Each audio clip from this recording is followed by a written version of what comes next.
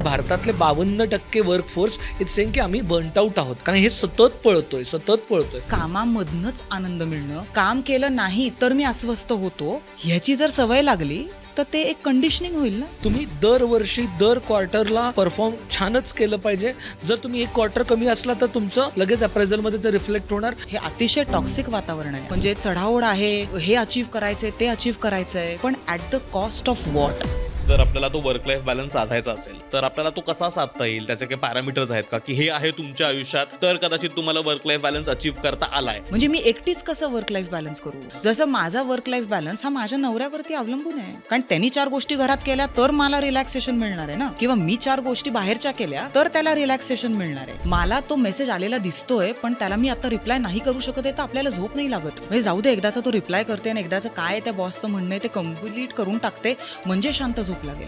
पण ती झोप शांत लागतच नाही, कारण पुढची ईमेल येते. भरभरून जगायचं असं एक एक्स्ट्रीम आहे, नाहीतर मग काहीच फार नाही करायचं. आपण मध्ये नाहीच होत, म्हणजे परत एकदा तिथेही तो बॅलन्स नाहीच आहे. आपण पॉज घ्यायलाच विसरलो का. लीडर्स जे आहेत, सुपरवायझर्स जे आहेत, ते पण व्यक्तीच आहेत ना. अरे त्यांच्या पण वर्क लाईफ बॅलन्सचा इश्यू आहे. सो मला नाही ना बॅलन्स करतायत, मी तुझा पण कसा होईल बघतो. सासवी कभी बहुतीच चाललंय. हो, सासवी कभी बहुतीच आहे. बॉसला हे सांगायचं कसं की सॉरी, मी आत्ता अवेलेबल नाही, मी काम करू शकत नाही, हे माझ्या आउट ऑफ वर्क आवर्स आहेत, मी नाही करणार. पटकन एकतर नाही म्हणू नये आणि पटकन हो ही म्हणू नये. If it is possible you buy some time. प्रत्येकाला त्याचा जॉब एन्जॉय करणं गरजेचं आहे का. जसं आपल्याकडे हॅपीनेस ओव्हररेटेड आहे, पॅशन सुद्धा ओव्हररेटेड आहे.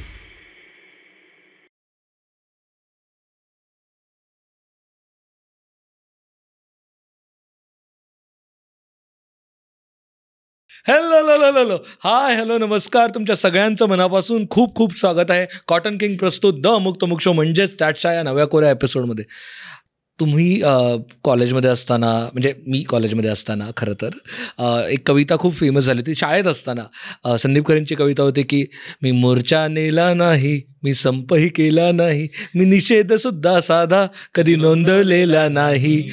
ह्या संस्कारांनी वाढलेली पिढी, जी मिलेनियलची पिढी आहे, ती आता वर्कफोर्समध्ये आली आहे आणि प्रॉब्लेम होतो आहे की आम्हाला नाही म्हणता येत नाही. आम्ही खूप कामं करतो आहे, आम्ही सगळ्याला हो म्हणतो आहे. आम्ही रात्री 12 वाजता मेलला रिप्लाय करतो आहे, आम्ही 6 वाजता सकाळी उठून कॉल अटेंड करतो आहे, आम्ही सॅटर्डेला लग्नात मित्राच्या मध्ये असं टाईप करत हे करतो आहे. ह्या सगळ्या गोष्टींनी कुठेतरी गोंधळ होतो आहे की स्ट्रेस येतो आहे. सतत आपण पळतो आहे, सतत काहीतरी करतो आहे आणि कुठेतरी असं मध्येच इंस्टाग्रामवरती व्हिडिओ येतो की 70 तास काम केलं पाहिजे, भारताला गरज आहे त्याची, 90 तास काम केलं पाहिजे, मला वाटतं ऑफिसमध्ये राहायला गेलं पाहिजे.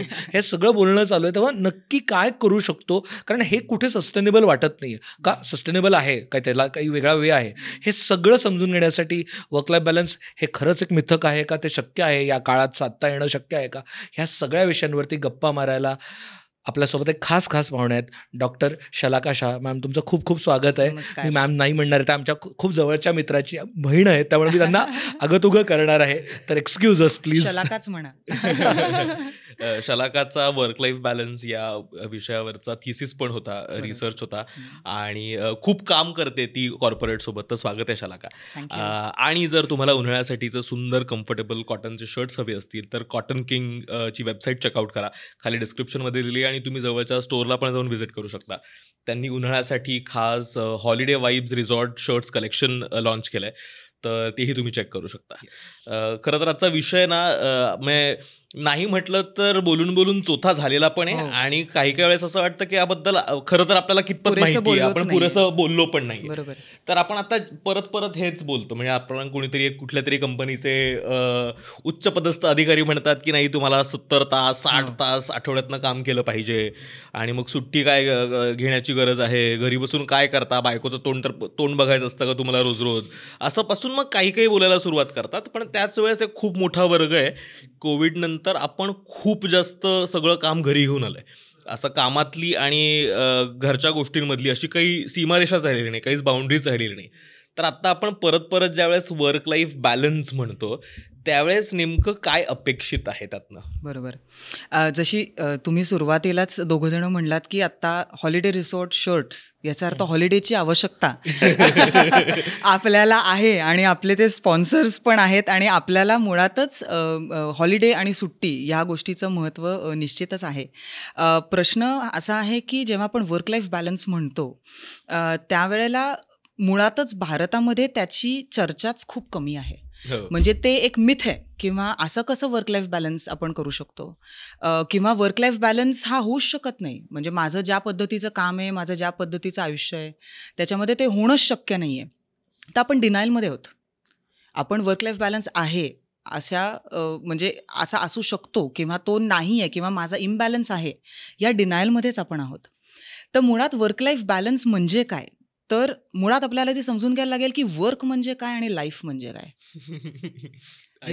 जेव्हा रिसर्च, कारण ती पहिली गोष्ट मी वाचली, म्हणजे PhDच्या थिसिसच्या वेळेला अनेक जी काही हजारो आर्टिकल्स वाचले, त्यातलं पहिलं म्हणजे वर्क म्हणजे काय. कारण आपण इतकी गृहीत धरलेली आहे ती गोष्ट. वर्क म्हणजे काय, वर्क ह्याचा अर्थ पेड एम्प्लॉयमेंट. ज्या कामाबद्दल आपल्याला पैसे मिळतात, ज्याचं आपल्याला वेतन मिळतं, ते काम. याचा अर्थ ते सोडून बाकीचं सगळं जे आहे ते आपलं आयुष्य असायला पाहिजे.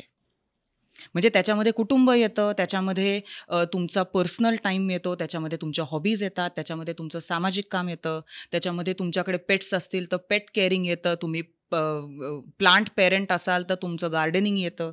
ह्या सगळ्या गोष्टी त्याच्यात येतात. तर वर्क आणि लाईफ हे मुळात काय आहे हे समजलं पाहिजे. या अर्थात पुन्हा स्टँडर्ड डेफिनेशन झाले. आता माझं वर्क आणि माझं लाईफ काय आहे हे मला आधी समजून घेतलं पाहिजे. म्हणजे माझं वर्क तेच आहे जे माझ्या ऑफिसमधल्या लोकांचं आहे, का माझं वर्क आणि त्याची माझी डेफिनेशन वेगळी आहे. तर अर्थातच कुठेतरी जाऊन ते आधी आपल्याला इंट्रोस्पेक्शन लेवलला समजून घेतलं पाहिजे की माझ्यासाठी काम काय आहे आणि माझ्यासाठी आयुष्य काय आहे, आणि माझं आयुष्य मला काय पद्धतीने जगायचं आहे.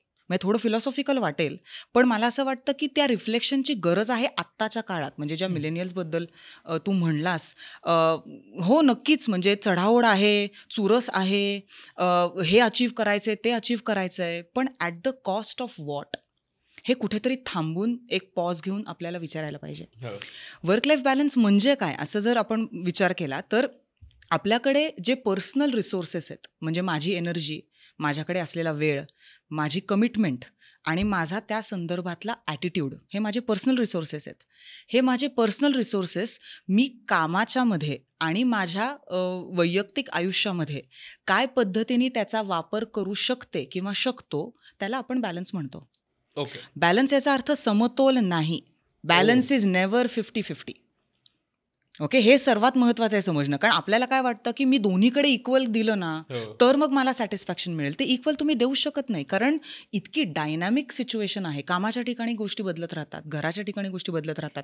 50-50 केलं ना की तुम्हाला ते टोन अपार्टचं फिलिंग येतं. सो महत्त्वाचं हे की माझे पर्सनल रिसोर्सेस मी ॲलोकेट माझ्या लाईफ डोमेन्सना काय पद्धतीने करू शकते, तो balance. Okay, so it is never 50-50. It can be 60-40 sometimes, it can be 80-20 sometimes. आणि ते सुद्धा काम माझं नेहमी जास्त असेल आणि लाईफ माझं त्याच्यासाठीचं महत्त्व कमी असेल, असंही तुम्ही ठरवून नाही ठेवू शकत. कारण प्रत्येकाचं काम काय प्रकारचं आहे, प्रत्येकाचं फॅमिली स्टेटस काय आहे, प्रत्येकाची पर्सनॅलिटी काय आहे, प्रत्येकाचं इमोशनल फंक्शनिंग काय आहे, हे सगळे वेगवेगळे भाग त्याच्यामध्ये येतात आणि मग तो बॅलन्स ठरतो. There is no standard definition of balance. We need an operational definition of balance, जे आपण रिसर्चमध्ये म्हणतो की कन्सेप्ट ही आहे, पण माझ्या रिसर्चसाठी माझी काय आहे चौकट, ती चौकट आपल्याला कॉन्शियसली आपल्यासाठी डिफाईन करायला पाहिजे. पण आपण ज्यावेळेस वर्क लाईफ म्हणजे वर्क आणि लाईफ असं वेगवेगळं म्हणतो, आत्ताच्या काळात आपण आता लॅपटॉप घरी घेऊन येतो. म्हणजे माझ्याकडे ऑनलाईन रात्रभर माझा लॅपटॉप चालू असतो, मी पूर्ण वेळ ऑनलाईन दिसत असतो आणि त्याच वेळेस मी घरी आहे ना आता. म्हणजे जर वर्क आणि लाईफ असं वेगळं करायचं म्हटलं तर माझ्या लाईफमध्ये वर्क आलंच आणि मला ते काय बाहेर सोडता येत नाही. मला ते काय मला ऑफिसमध्येच बसून काम करायचं अशी परिस्थिती काय राहिलेली नाही आणि बहुतेक लोकांची तीच परिस्थिती आहे. तर आत्ताच्या काळात ज्यावेळेस इतकं हायब्रिड वर्क कल्चर तयार होतं आहे, त्यावेळेस वर्क आणि लाईफ वेगवेगळं असं मला गृहीत धरता येणार आहे का? म्हणजे खरंच वेगळं आहे का ते, आता राहिलं आहे का ते? लॅपटॉप कधी फोनवरती व्हॉट्सअपवरती आलंय. म्हणजे आपण प्रत्येक जण ऑफिसच्या व्हॉट्सअप ग्रुपवरती आहोत. म्हणजे असं काही सेग्रिगेशनच नाही आहे. ज्या मेसेज ग्रुप व्हॉट्सअपवरती मला माझ्या बायकोचा, माझ्या मित्रांचा मेसेज येणार, त्याच मेसेजवरती मला माझ्या बॉसचा मेसेज येणार आहे. मला तो मेसेज आलेला दिसतोय, पण त्याला मी आता रिप्लाय नाही करू शकत आहे, तर आपल्याला झोप नाही लागत. म्हणजे जाऊ दे, एकदाचा तो रिप्लाय करते आणि एकदाचं काय त्या बॉसचं म्हणणं आहे ते कम्प्लीट करून टाकते, म्हणजे शांत झोप लागेल. पण ती झोप शांत लागतच नाही, कारण पुढची ईमेल येते.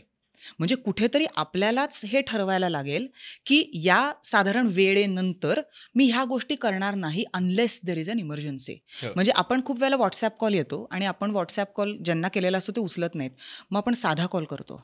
मग आता लँडलाईन बऱ्याच लोकांकडे नाही आहे, पण ज्यांच्याकडे आहे त्यांना आपण लँडलाईनवरती करतो. म्हणजे काय की खरंच खूप अर्जंट असेल तर लोक काहीही करून आपल्याला संपर्क करतील. ती अर्जन्सी ही माझ्या मनामध्ये मी वाढवून ठेवलेली असते.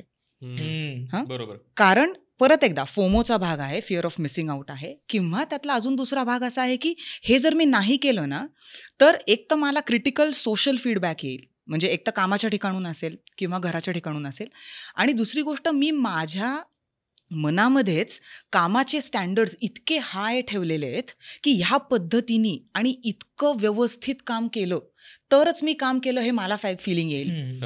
मग ते सपोज मी जर आत्ता ज्याला आपण म्हणतो ना की प्रोक्रॅस्टिनेशनची कन्सेप्ट ही ॲक्च्युली निगेटिव्हली बघितली जाते की आपण काम पुढे ढकलत राहतो ना, आणि त्याच्यामुळे काय होतं, वेळेत गोष्टी होत नाही, डेडलाईन्स आपण फॉलो करत नाही. पण नवीन कन्सेप्ट प्रोक्रॅस्टिनेशन रिलेटेड अशी आहे, it is called structured procrastination. म्हणजे you consciously procrastinate to buy relaxation time for you. Wow. Okay, so तुम्हाला एखादी गोष्ट आत्ता नाही केली तर चालत असते, पण ती तुम्हाला चालत नाही कारण तुम्ही त्याच्या बाबतीत फिक्स्ड आहात किंवा तुम्ही त्याच्या बाबतीत ऑब्सेस्ड आहात की हे मला ना बॉस म्हणलाय ना 10पर्यंत, मी 9:30च्या आतच पाठवते की नाही बघा. ओके, हे काहीतरी आपण आपल्यासाठी क्रिएट करून ठेवलेल्या गोष्टी आहेत, त्याच्यामध्ये आपण ते लवकर संपवण्याच्या नादामध्ये आपण ब्रेकच घेत नाही. So structured procrastination is considered as one of the strategies for improving productivity. कारण प्रोडक्टिव्हिटीचा भाग हा तुम्ही जास्त काम केलं म्हणजे प्रोडक्टिव्ह आहात असं काहीच नाही आहे. तसं आधीच्या काळात नक्की होतं की हे रॉ मटेरियल आहे, हे माझे फिनिश्ड प्रोडक्ट्स आहेत, 8 तासाची शिफ्ट आहे, 25 लाईन वर्कर्स आहेत, काय माझं आउटपुट आहे. ओके, ती कन्सेप्ट ही नंतर हळूहळू जसं आपल्या कामाचं स्वरूप बदलत गेलं तसं तसं प्रोडक्टिव्हिटीमध्ये अजून फ्लेक्झिबिलिटी आली. तर मुळातच आपल्याला ती प्रोडक्टिव्हिटी अचीव्ह करायची असेल तर आपल्याला या बाउंड्रीज महत्त्वाच्या आहेत. कारण माझी प्रोडक्टिव्हिटी तेव्हा वाढणार आहे जेव्हा माझी विश्रांती झाली आहे, जेव्हा मी खाल्लेलं आहे, जेव्हा मी मनातनं बॅलन्स्ड आहे. अजून एक गोष्ट अशी की वर्क लाईफ बॅलन्स, याच्याबद्दल अजून एक समज असा आहे की वर्क लाईफ बॅलन्स आहे ना म्हणजे स्ट्रेस नाही आहे. कुठली स्थिती आपल्या आयुष्यातली स्ट्रेस फ्री नाही आहे. तुम्ही 1 महिन्याचं मूल घ्या, नाहीतर वयस्कर व्यक्ती घ्या, प्रत्येकाला त्याच्या त्याच्या लाईफ फेजप्रमाणे, जसं आम्ही डेव्हलपमेंटल सायकोलॉजी मध्ये सुद्धा म्हणतो की प्रत्येक लाईफ फेजप्रमाणे तुमचे डेव्हलपमेंटल माइलस्टोन्स आहेत, तुमचे सोशल इमोशनल डेव्हलपमेंटच्या गोष्टी आहेत. स्ट्रेस प्रत्येकाला आहे. महत्त्वाचं असं आहे की तो स्ट्रेस काय आहे हे मला माहिती आहे का. जर मला ते माहीत असेल तर तो मी कसा मिटिगेट करायचा आहे, तो मी कसा मॅनेज करायचा आहे. सो स्ट्रेस हा असणार आहे, घरातही असणार आहे, पर्सनल लाईफमध्येही असणार आहे, कामाच्या ठिकाणी असणार आहे. सो वर्क लाईफ बॅलन्स याचा earth it is not stress free. Work life balance म्हणजे आपण असं म्हणतो की मिनिमम कॉन्फ्लिक्ट आहे आणि मॅक्सिमम फॅसिलिटेशन किंवा एनरिचमेंट आहे. ते जरी आपण अचीव्ह करू शकलो तरी आपण असं म्हणू शकतो की हो बाबा, हा बॅलन्स आम्ही अचीव्ह करू शकलो. म्हणूनच तो समतोल नसून ते संतुलन आहे. वाव.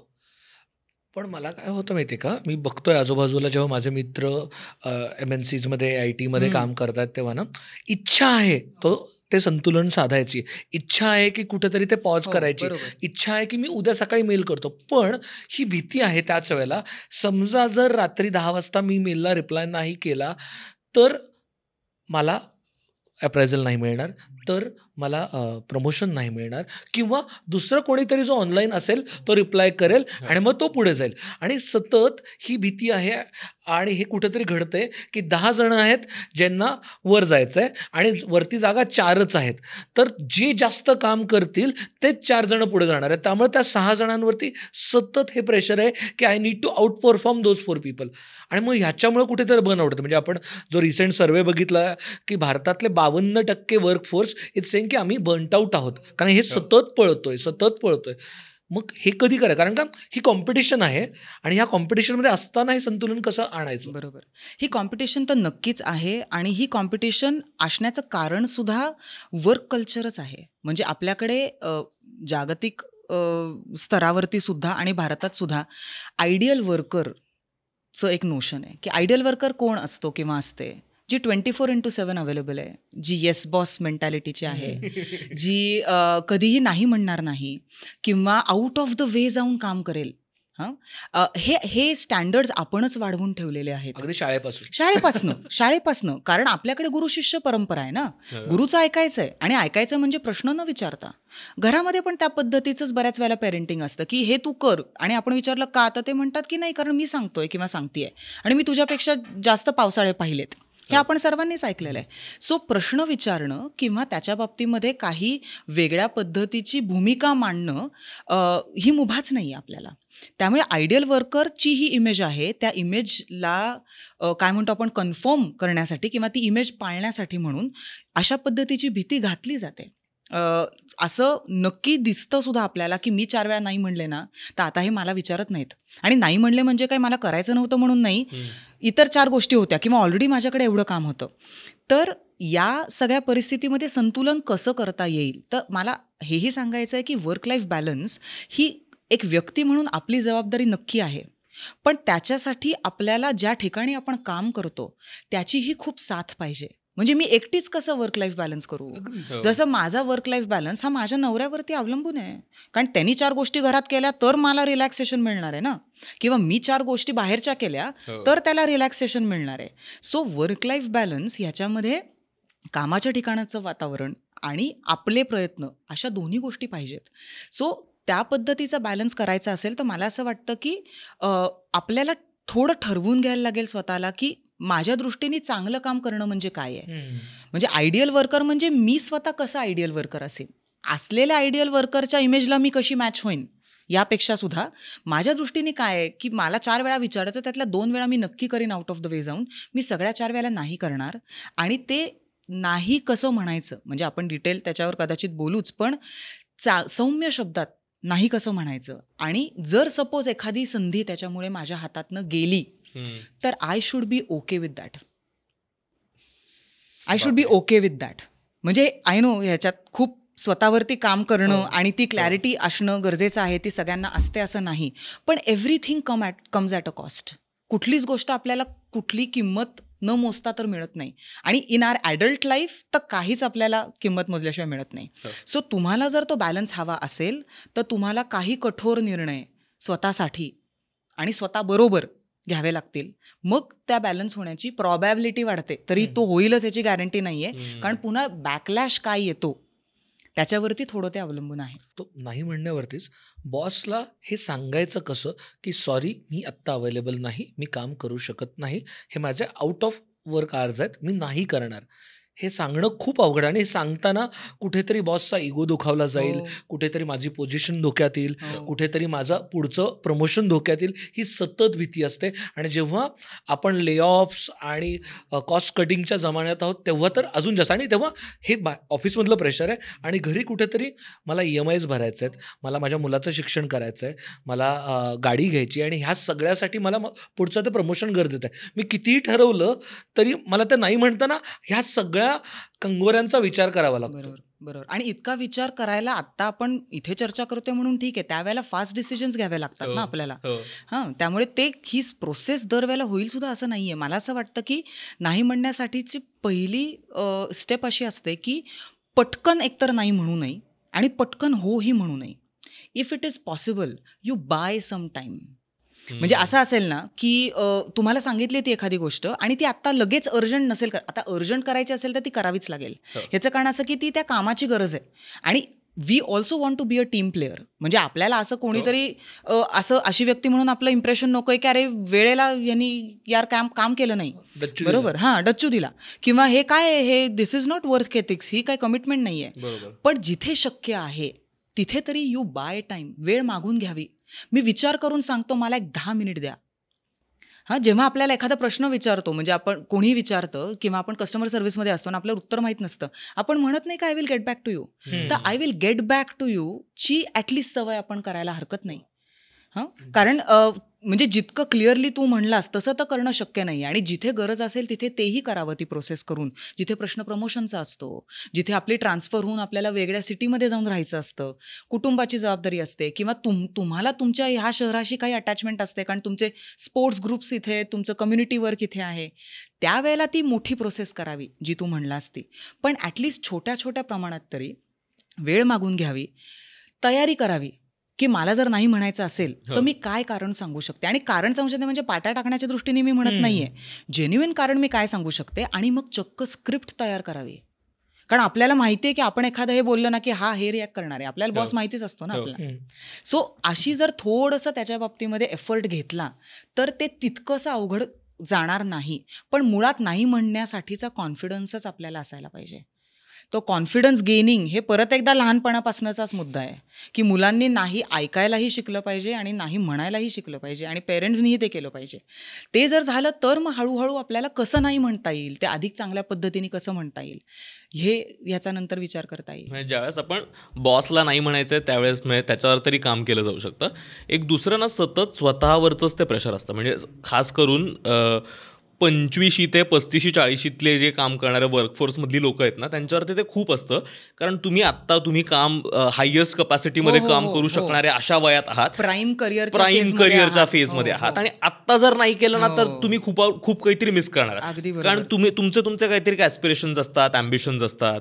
मग तुम्हाला वयाच्या काय, आता हल्ली खूप नवीन कॉन्सेप्ट्स येतात ना की 40व्या वर्षी रिटायर व्हायचंय, 50व्या वर्षी रिटायर व्हायचंय. आणि मग कारण आपल्याला त्याच्यापासून लवकर सुटका हवी आहे. मला माझं इतर गोष्टी करण्यासाठीचं मला स्वायत्तता हवी आहे, म्हणून मला हे लवकर संपायचं आहे. मग मी ना आत्ता 2 तास जास्त काम करीन, मी ना 2 अजून ठिकाणी हसल करीन, या कामासोबत आणखीन काहीतरी काम करीन, आणि मग मी असं खूप एकदम ऑक्युपाय करून घेईल. आत्ताचा वेळ गेला तरी चालेल, पण मला पुढे जाऊन हे होणार आहे.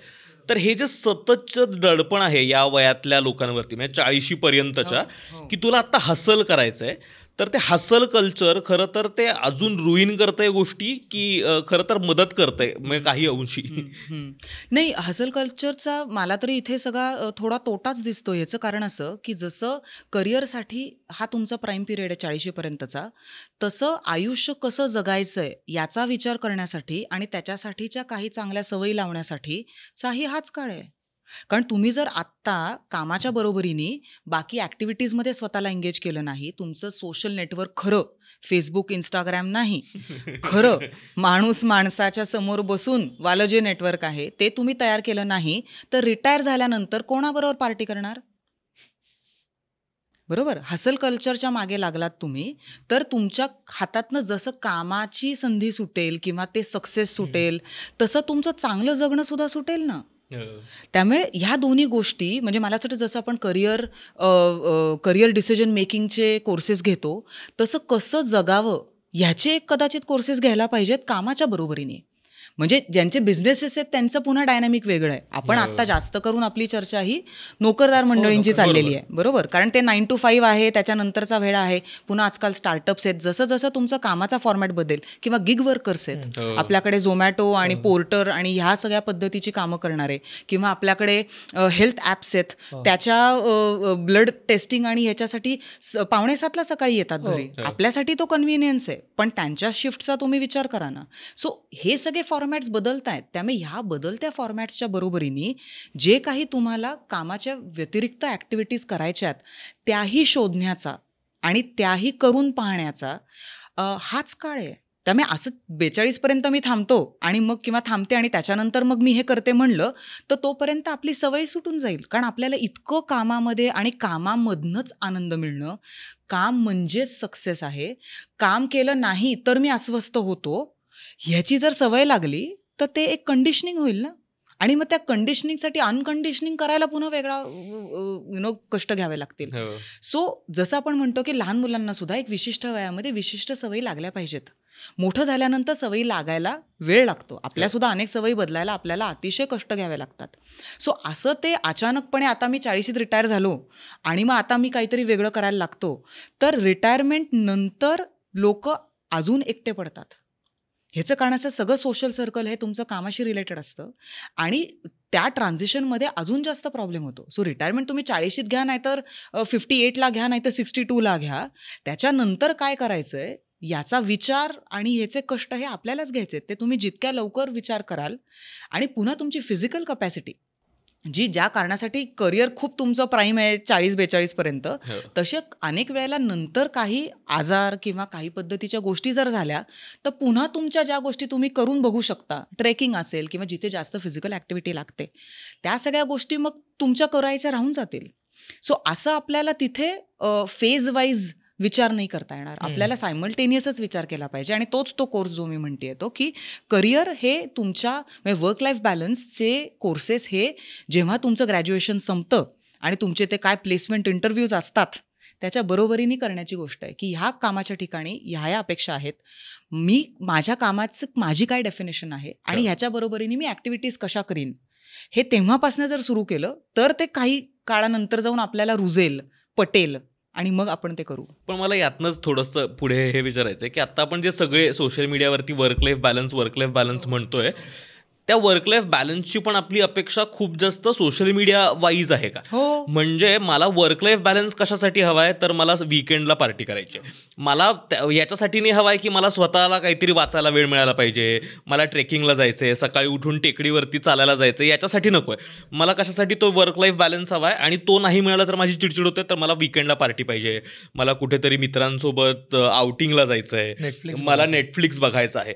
तर हे सगळं जे सोशल मीडियाने तयार केलेल्या गोष्टी आहेत ना, त्याच्यासाठीची ही गरज वाटतेय का than actual need of finding that balance? हो, पण माझं असं म्हणणं आहे की सोशल मीडियामधनं सुद्धा जर ही गरज वाटत असेल ना, तर ती गरज अजून कंपन्यांना नाहीच वाटत आहे. म्हणजे सोशल मीडियाचा सुद्धा इन्फ्लुअन्स हा पुन्हा पर्सनल लेवललाच झाला ना. म्हणजे अगदी मी असं म्हणेन की चला मी कुठल्या तरी पोस्टवरनं इन्स्पायर झाले आणि मला हे हवं असलं तर तरी त्याचा विचार झाला तरी सुद्धा मला बरं वाटेल. पण पुन्हा एकदा आपण सिलेक्टिव्हलीच त्या गोष्टीकडे बघतोय ना. नक्की. सो सोशल मीडियामध्ये काय प्रेझेंट केलं जातं, सोशल मीडियामध्ये ती गोष्ट कशी दाखवली जाते, त्याच्यावरती नक्की गोष्टी आहेत. आणि म्हणजे मला असं वाटतं की सोशल मीडियामध्येच कदाचित आपल्याला आज जी चर्चा होतीये ते खऱ्या अर्थाने तो विषय आपण उलगडून बघतोय आणि त्याच्या खोलात शिरून समजण्याचा प्रयत्न करतोय. सो सोशल मीडियाचा पण आपण पॉझिटिव्ह वापर करूयात की. मगाशी तू बोलताना खूप इंटरेस्टिंग गोष्ट म्हणालीस की तुम्हाला काम करताना आनंद मिळणं आणि मजा येणं. मला जेन्युनली हा प्रश्न विचारायचा आहे, काम करताना किंवा कामात तुम्हाला मजा येणं गरजेचं आहे का? प्रत्येकाला त्याचा जॉब एन्जॉय करणं गरजेचं आहे का? कारण I don't think everybody is so passionate about their work आणि हे पॉसिबल नाही आहे. तुम्ही कधी कधी अर्थार्जनासाठी काम करत असता आणि त्याच्यात काहीही चुकीचं आहे असं मला तरी वाटत नाही.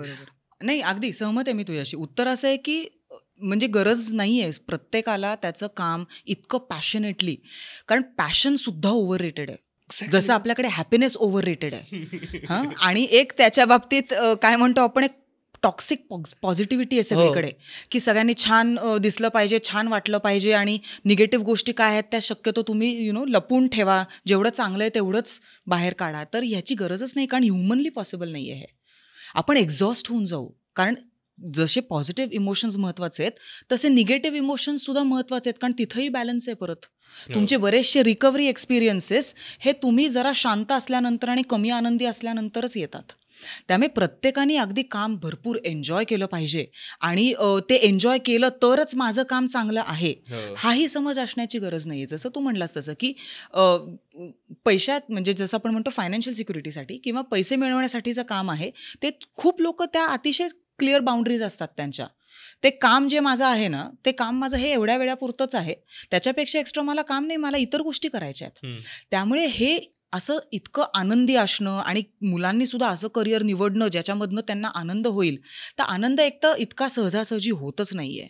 म्हणजे सध्या तर तो खरंच होत नाही आहे. कारण आपला आनंद आपण जसं तू म्हणलास तसं की सगळं त्या सोशल मीडियावर अवलंबून ठेवलं आहे की कोणी किती मला लाईक्स केलेत, मला कोण फॉलो करतंय, मला काय कमेंट्स आल्या.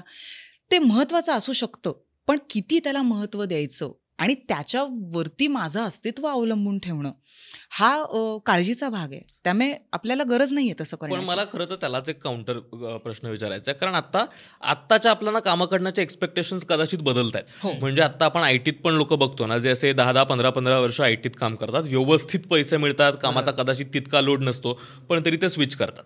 तरी त्यांना असं वाटतं की नाही आता हे बंद करू आणि मला काहीतरी स्वतःचं करायचं. मग काय करायचं, तर मे बी स्टार्टअप करू किंवा काय क्लाउड किचन सुरू सुरू करू, NGO सुरू करू, किंवा मी माझा एक ॲनिमल वेलफेअर काहीतरी.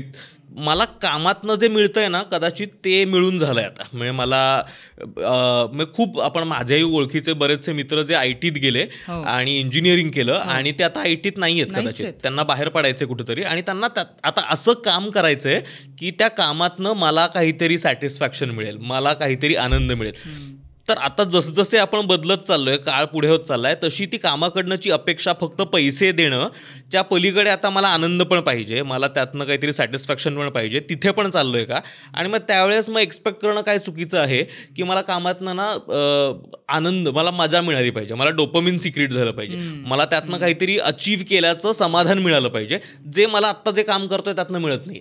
त्याचा मुद्दा कदाचित मला फार पैसे मिळत आहेत का, मला वर्क लाईफ बॅलन्स आहे का, याच्याशी नाहीच आहे. मला त्यातनं समाधान मिळतंय का नाही इथपर्यंत आलोय मी आता. तर असं नाही वाटत का, म्हणजे आपण थोडं बदलत चाललोय त्या दिशेत? हो, नाही, आपण त्या दिशेने नक्कीच बदलत चाललोय. कामाचं स्वरूप तर बदलतच आहे आणि हा ट्रेंड आहेच. हा ट्रेंड फक्त IT पुरता नसून हा साधारण 40-45 मध्ये, कारण आपली शिक्षणं ही आधीच्या पिढीपेक्षा जास्त स्ट्रॉंग होती, कामही नवीन पद्धतीची निर्माण झाली, त्यामुळे आपली करिअर्स ही कमी वेळामध्ये जास्त पैसे मिळणं, हे आपल्या मिलेनियल्सच्या साठी तर ते नक्की घडलं.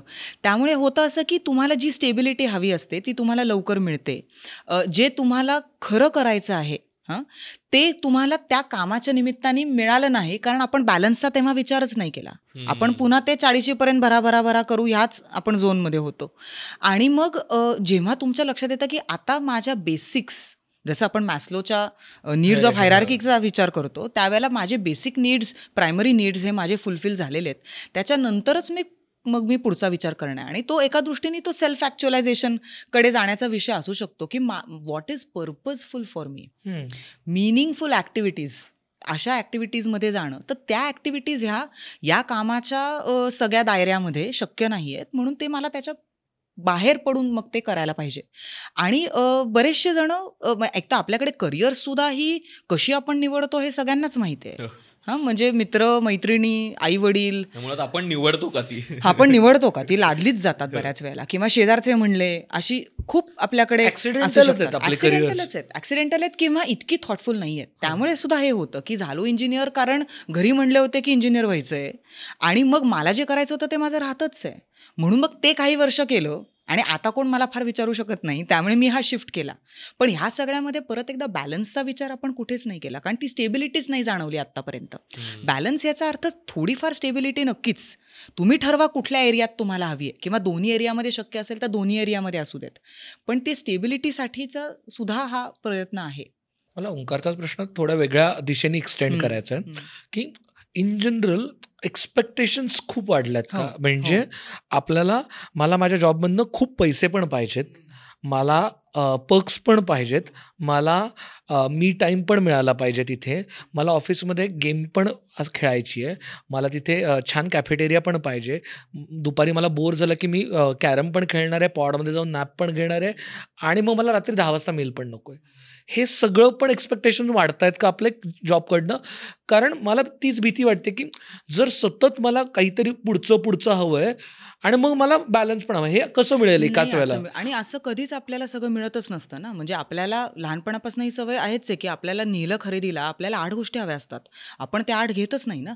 आपण ठरवतो की बजेट काय आहे, आपण ठरवतो की गरज काय आहे, आणि मग आपण ठरवतो की ह्याचा मी वापर काय करणार आहे. ह्या 3 क्रायटेरियावरती आपण गोष्टी घेत असतो. तसंच कामाच्या बाबतीतलं आहे. अनेक वेळेला कामाच्या ठिकाणी तुम्हाला पैसे असतात पण तुम्हाला सॅटिस्फॅक्शन नसतं. खूप ठिकाणी तुम्हाला सॅटिस्फॅक्शन असतं पण पगार कमी असतो, जो चालतो आपल्याला त्यावेळेला. कारण शेवटी कोणाचं महत्त्व, म्हणजे तुमच्या मनामध्ये कशाचं महत्त्व जास्त आहे, काम, पैसे, सॅटिस्फॅक्शन. म्हणजे ज्या वेळेला इंडस्ट्रियल रेव्होल्युशन झालं सुरुवातीला, त्याच्यानंतर एम्प्लॉई वेलफेअर हा पूर्ण सगळा अजेंडा होता, बरोबर, की सेफ्टी इश्यूज त्याच्यात आले, किंवा त्यांची हेल्थ आली, किंवा आपण एर्गोनॉमिक्स किंवा ह्युमन इंजिनिअरिंग सारखा विषय आहे की मशीन्स अशी डिझाईन करावी जेणेकरून फॅक्टरी वर्कर्सना ते वापरता येतील. सो वेलफेअर हा आपला सुरुवातीला सगळा काय म्हणतो आपण झोन होता. आता हळूहळू आपण वेलबिंगकडे येतोय. फक्त भारतात ती प्रोसेस खूप स्लो आहे अजून, आपल्याला अजून त्या गोष्टीकडे गेलं पाहिजे. आणि जेव्हा आपण वेलबिंगचा विचार करू तेव्हा वेलबिंगच्याही डेफिनेशनमध्ये असं आहे की वेलबिंग याचा अर्थ पूर्णपणे स्ट्रेस फ्री नाहीच किंवा सगळंच मला मिळतंय असंही नाही आहे. तुम्हाला तो चॉईस करावा लागतो.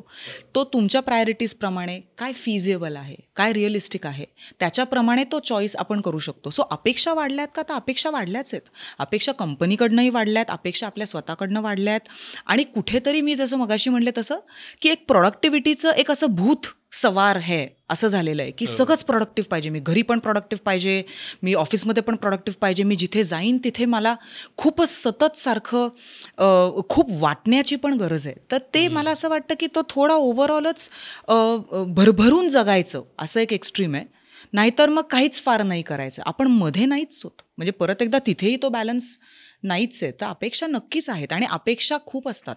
आपण आपल्या वैयक्तिक आयुष्यात सुद्धा बघतो की आपल्या बायकोच्या आपल्याकडनं खूप अपेक्षा असतात, नवऱ्याच्या अपेक्षा असतात, मुलांच्या असतात, आईवडिलांच्या असतात. आपण कुठे सगळ्या पूर्ण करू शकतो? आपण काय करतो? ज्या करता येतील त्या करतो, ज्या येणार नाहीत त्याच्या बाबतीत संवाद साधतो. तुम्हाला ज्या गोष्टी जमणार नाहीये, ज्या अपेक्षा तुम्ही पूर्ण करू शकत नाहीये ते तुम्ही रिअलाइज करून ते तुम्ही बोललं पाहिजे ना.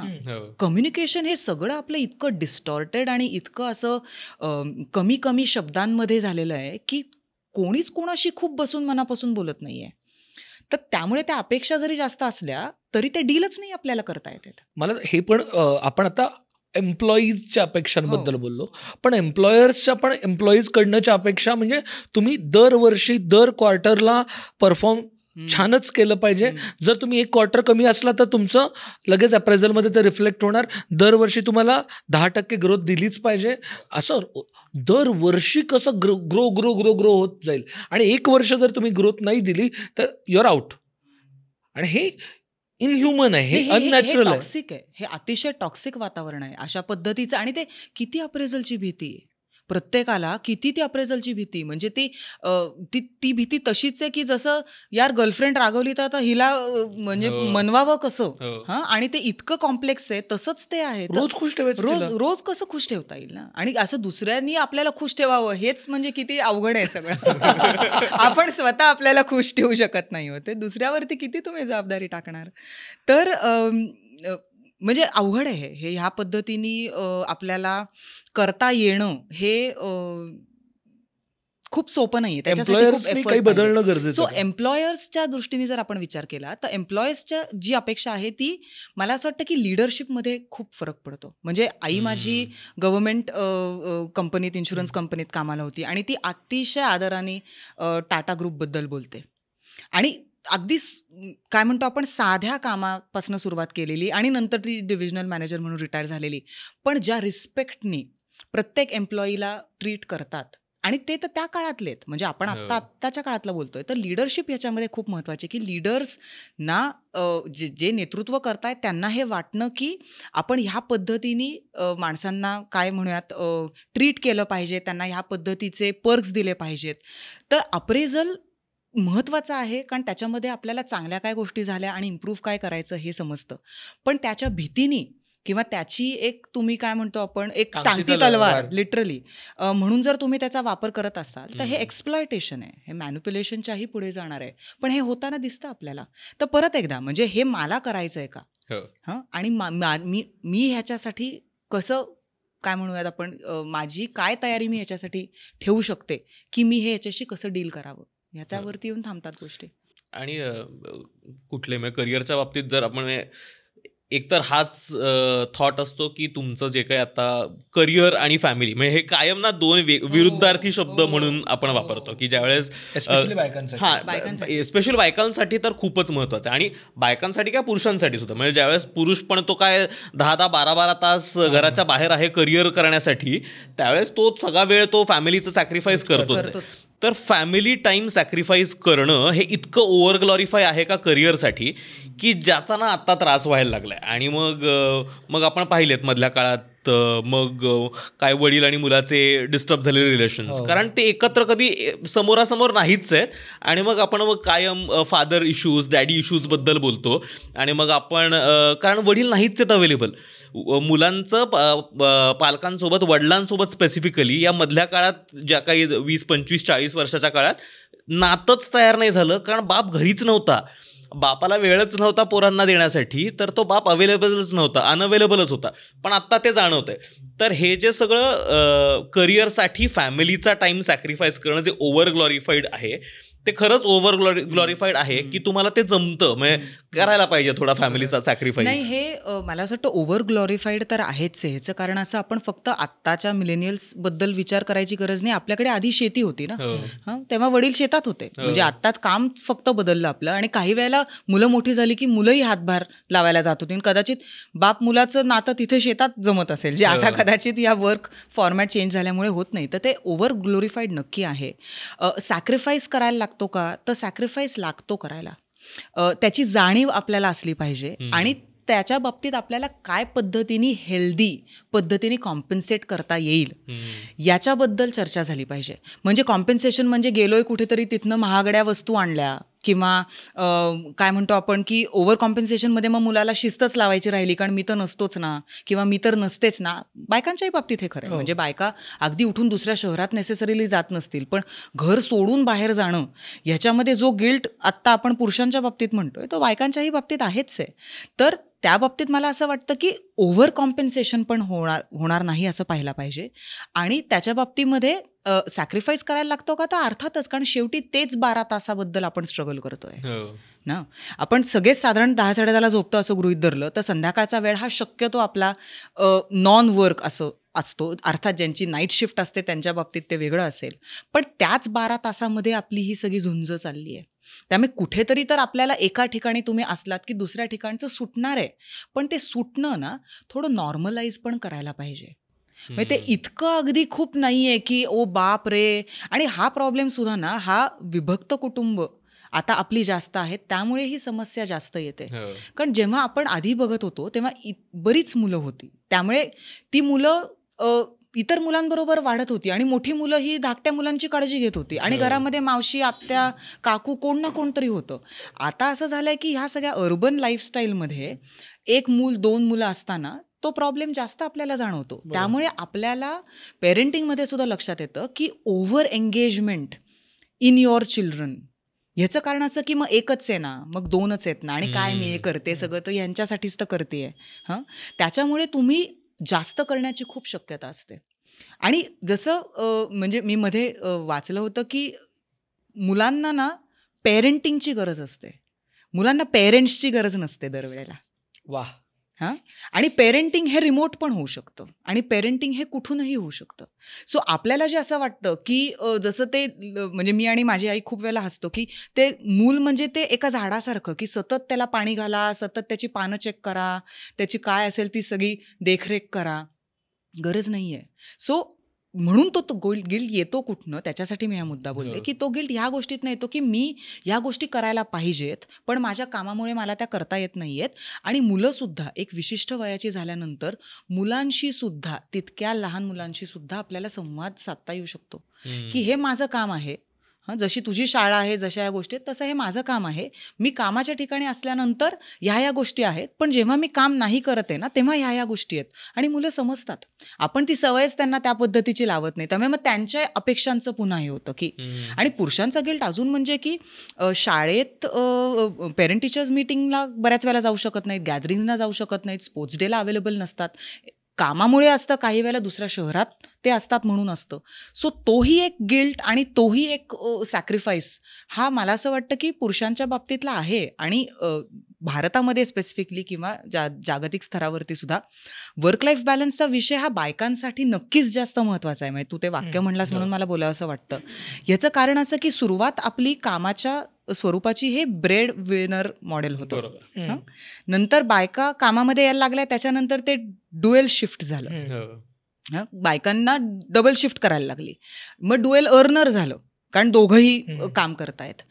आणि त्याच्यामधनं समस्या निर्माण झाल्या. म्हणजे एक म्हणजे की अनपेड लेबर बायकांसाठीचं, आणि इनव्हिजिबल लेबर म्हणजे घरकाम. ह्याच्यासाठी आपण मोलकर्णीला किंवा तुमच्याकडे कोण महाराज असतील त्यांना तुम्ही पैसे देऊ शकता, पण बाकीचं काम पुरुष करत असतील किंवा बायका करत असतील, it is unpaid work. So जेव्हा, म्हणून मी म्हटलं सुरुवातीला की वर्कची डेफिनेशन काय आहे ते फार महत्त्वाचं आहे, कारण घरातलं ही काम हे कामच आहे. त्याला सुद्धा एनर्जी लागते, कमिटमेंट लागते, टाईम द्यावा लागतो, त्याच्यामधनंही आनंद असतो. सो बायकांच्या बाबतीतला प्रश्न तो नक्कीच जास्त आहे. याचं कारण असं की अजूनही जेंडर रोल्स ज्या पद्धतीचे आपल्याकडे आहेत त्याच्यामध्ये प्रायमरी केअर गिव्हर्स ह्या बायकाच आहेत. आणि घराची जबाबदारी, relationship management, household responsibilities, elderly care, ह्या सगळ्या गोष्टी ह्या जास्त करून बायकांवरतीच पडतात. पुरुष करत नाहीत असं नाही आहे, पण ती जबाबदारी असल्यामुळे त्यांचा स्ट्रगल हा जास्त रेकग्नाइज झाला. आणि हे मी इंटरनॅशनल रिसर्च या दृष्टीने सुद्धा सांगते. पण आता अलीकडे परिस्थिती बदलती आहे, कारण main participation in household responsibilities has increased. कारण नाती बदलत चालली आहेत. पुन्हा एकदा काय म्हणतो आपण, बऱ्याच मूव्हमेंट्स त्याच्यासाठी, सोशल मूव्हमेंट्स कारणीभूत आहेत. पण पुरुषांची जी समस्या आहे आता, की घरामध्ये मी काम करतो आणि बाहेर पण मी काम करतो, तर माझे चॅलेंजेस काय आहेत, ते एक्झॅक्ट चॅलेंजेस बायकांचे होते जेव्हा बायका बाहेर जाऊन काम करायला लागल्या. सो परिस्थिती थोडी बदलती आहे आणि त्यामुळे पुरुषांच्या वर्क लाईफ बॅलन्सचा सुद्धा मुद्दा अतिशय महत्त्वाचा आहे. पुरुषांच्या मेंटल हेल्थचा विषय हा अतिशय महत्त्वाचा आहे. कारण पुरुषांनी एक्सप्रेस करणं, इमोशनल एक्सप्रेस करणं, ह्याला आपल्याकडे सोशल सँक्शन नाही आहे. मर्द को दर्द नाही होता ह्याच झोनमध्ये आपण आहोत.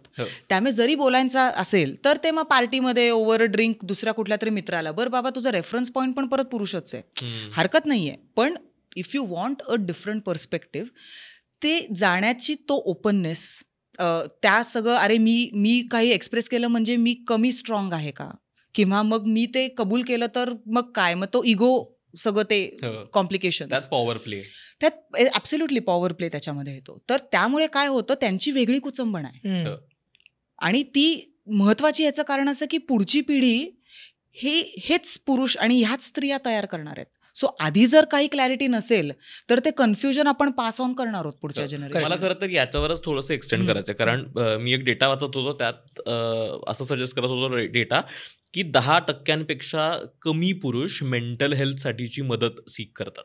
10% पण कमी ही खूपच कमी आकडा आहे.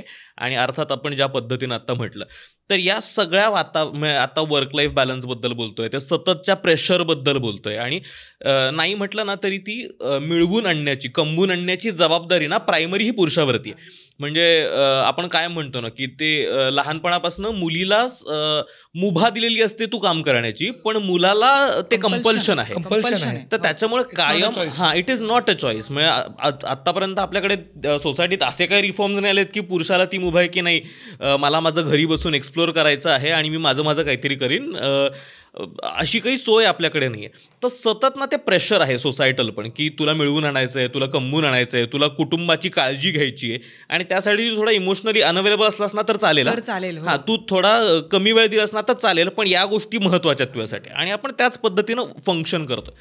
तर त्यांना मेंटल हेल्थवर काय इफेक्ट होत आहे? कारण ना आपण सतत बर्नआउट्सबद्दल ऐकतो, आपण इतक्या पद्धतीनं वेगवेगळ्या मेंटल हेल्थ इश्यूजबद्दल बोलतो, आणि इतकी जर कमी मेंटल हेल्थची मदत 10% कमी पुरुष त्यासाठी जर ऑप्ट करत असतील तर काय परिणाम होतोय? कारण आपण वर्क लाईफ बॅलन्सबद्दल बोलत राहूच, पण त्याचा परिणाम काय होतोय ना हे समजून घेतलं तर जास्त कळेल. अगदी बरोबर, निगेटिव्ह इम्पॅक्ट तर तो आहेच. एक तर आहे असं की कुठलीही गोष्ट जे आपण काय म्हणतो प्रेशर येत आहे, म्हणजे इमोशनल प्रेशर येत आहे किंवा सायकोलॉजिकल प्रेशर येत आहे, ते प्रेशर रिलीज तर व्हायला पाहिजे. ते प्रेशर जर तसंच राहिलं तर बर्नआउट होणार आहे, आणि मग ते तुमच्या तब्येतीवरती बेततं. म्हणजे तुमचं काय कोलेस्ट्रॉल लेवल्स हाय असणं, आणि तुम्हाला 40शीतच बीपीची गोळी सुरू होणं, आणि तुमचं काय म्हणतो आपण ओव्हरऑलच झोप न लागणं. म्हणजे मला आठवतंय की आजी आजोबांना झोप न लागणं हा विषय होता, पण तो विषय सगळा आता अलीकडे 40मध्ये आलेला आहे, तर विषितच आलेला आहे. तर मला असं वाटतं की मेंटल हेल्थवर नक्कीच इम्पॅक्ट होतो. एक तर गिल्ट जो आपण आधी बोललो, दुसरी गोष्ट की त्याच्यामध्ये एक आपण रिकव्हरीच होत नाहीये, इमोशनल रिकव्हरी होतच नाहीये, कारण शेअरिंग होत नाहीये.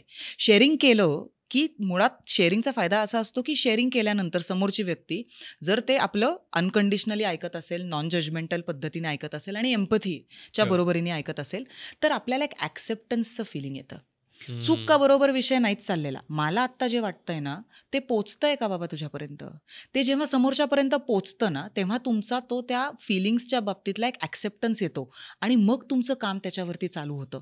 ॲक्सेप्टन्स जर आधीचा आला नाही आणि तुम्ही डिनायलमध्येच आहात की नाही काहीच नाही, सगळं ठीक आहे, की मित्रांना भेटतो, जरा थोडं रनिंग करतो, आणि कुठेतरी 4 दिवस ना, मी आता 8 दिवस हिमालयात जातो आणि डिटॉक्स होऊन येतो, डिजिटल डिटॉक्स. हां, ही सगळी टेम्पररी सोल्युशन्स आहेत. तुम्ही मेन मुद्द्यापासनं आणि मेन प्रश्नापासनं पळताय. तर कन्फ्रंटेशन, सेल्फ कन्फ्रंटेशन सुद्धा महत्त्वाचं आहे. आणि पुरुषांसाठी स्पेसिफिकली मला असं वाटतं की निगेटिव्ह विचार हे त्यांच्यासाठी सुद्धा फार पटकन येतात, कारण परत दिस बर्डन ऑफ परफॉर्मिंग. आणि एक त्यांना त्यांची सोशल इमेज एक ठेवायला लागते, हां, की ते स्ट्रॉंग आहेत, ते कर्तबगार आहेत, त्यांच्याकडे डिसिजन मेकिंग जमतं त्यांना, किंवा त्यांना 4 गोष्टींच्या बाबतीमध्ये त्यांचं वाचन जास्त आहे, किंवा त्यांना एक्सपोजर जास्त असल्यामुळे त्यांना त्याच्यामध्ये महत्त्व मिळावं, हे सगळं मेंटेन करण्यामध्ये ती सगळी त्यांची झुंज आहे. आणि त्याचा दुसरा अजून इम्पॅक्ट मला असं वाटतं असाही होतो की त्यांची इमोशनल रिकव्हरी होत नाही, कारण तुम्ही ते बोलत नाही, त्यामुळे तुम्ही त्याच्यावरती काही काम करू शकत नाही, आणि ते असं बॉटल अप होतं सगळं. आणि मग ते कुठल्या तरी पद्धतीने डिस्प्लेस होतं वेगळ्या गोष्टीवर. काही वेळेला मुलांवर होतं, काही वेळा पार्टनरवर होतं, काही वेळेला फ्रेंड्सवर होतं, काही वेळेला बॉसवर होतं, कारण मी किती सहन करणार आहे शेवटी. म्हणून तुम्ही रिटॅलिएट करता, तुम्ही रिस्पॉन्ड नाही करत. तर ते रिटॅलिएशन हे फक्त काय म्हणतो आपण सिच्युएशनल नसून तो पुन्हा पुन्हा पुन्हा पुन्हा अनुभव आलेला होता, आणि त्याचं तुम्ही काही केलं नाहीत म्हणूनची ती रिॲक्शन आहे. तर निगेटिव्ह इम्पॅक्ट तर भरपूरच आहे याच्यामध्ये. आणि पुन्हा एकदा अडचण त्यांची तीच आहे की ज्या वेळेला मला शेअर करायचं आहे, ते शेअर करायला त्या पद्धतीचे मित्र पण नाही आहेत आता. कारण सगळे आपलं फेसबुक आणि इंस्टाग्राम आणि शाळेतले मित्र आणि जुने ग्रुप होतं. असं आपण जसे जसे मोठे होतो आणि जे आपण ग्रोथबद्दल बोलत होतो, तशी आपली इंटलेक्च्युअल ग्रोथ पण होते.